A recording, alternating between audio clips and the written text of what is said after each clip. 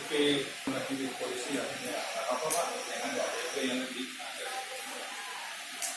sudah dimakan ya.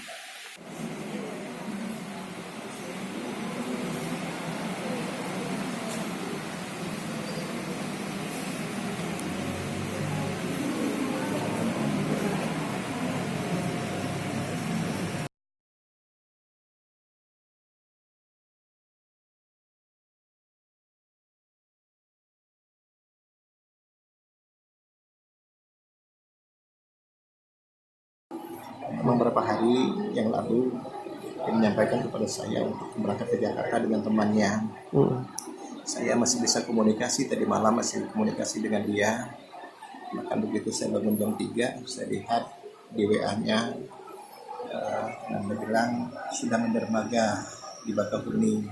Saya bilang ya hati-hati di jalan nak, cuman hati saya gelisah.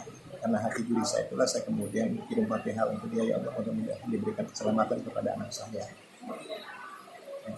Begitu saya tunggu sampai waktu subuh, tidak ada berita, saya telepon nggak diangkat sama dia, temannya juga nggak diangkat.